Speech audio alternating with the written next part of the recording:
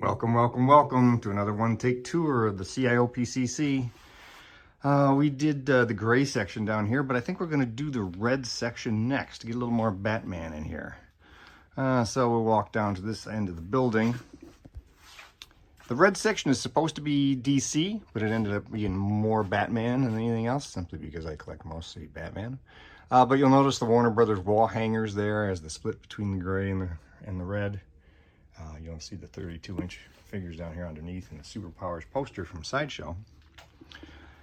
We'll turn down this way and look at the wall first.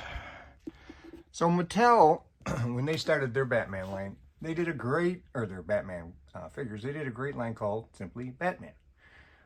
These 6-inch figures included the great Zipline Batman and a lot of other excellent releases.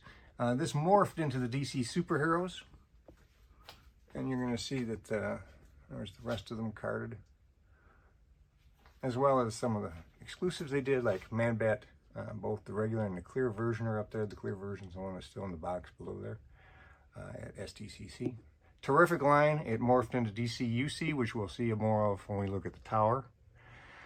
Down below, next shelf, we have some of the 9-inch cloth figures that Hasbro did. I thought this was a cool line. I don't do a lot of figures in this Mego style anymore, but this was a line I picked up at the time. Behind them is the carded Total Justice I still have. This is an excellent example of something that's in the museum now that may not remain, may end up in storage.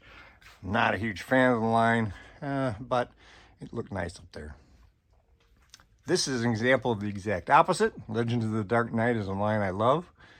This line will always be here in the museum. Weird, funky designs. Just a great line, and I had never expected. Now we get into the animated series. Kenner did a fantastic job with this, but you'll notice there's some customs in there too that I did back in the day. Mixed in amongst there many releases. I don't have all the Batman and Robin variants, but I do have the entire series of villains carded and loose. I was a big fan of this line at the time. Man-Bat hanging out there at the top. There's a few other figures here mixed in too. You'll see more of in a minute on another shelf. Now, Superman had his animated line as well. So, Superman the Animated Series got a nice line of figures. It wasn't quite as extensive as Kenner did for the Batman line. That's a custom live wire down there. And this Superman shelf goes into some DC Direct stuff, as well as some stuff from other companies, including like that NECA Christopher Reeve there.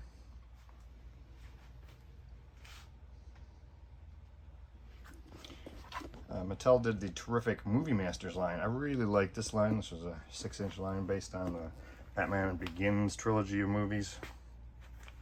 Got a lot of good figures.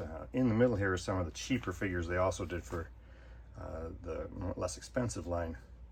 That moves back down here into more of the Movie Masters. Really did a nice job with that line. I liked it so much, that Bat Pod. I've got a second one right down below, still in the box. And so we'll look down here on the floor. We've got some Batmobiles from a number of different lines.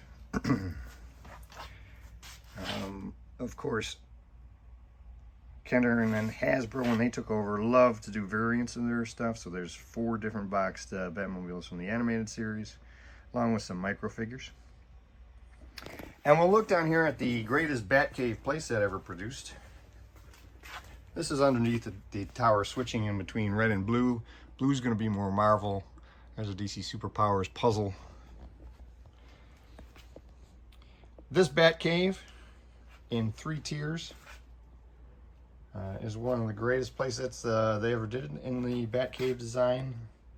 It has space for the Batman Forever Batplane and Batmobile. Considering how bad that movie was, this is a pretty amazing toy. So now we're going to switch over and look at the tower in a rather unique way because of the way the tower is set up. And that will be our second video for the red section.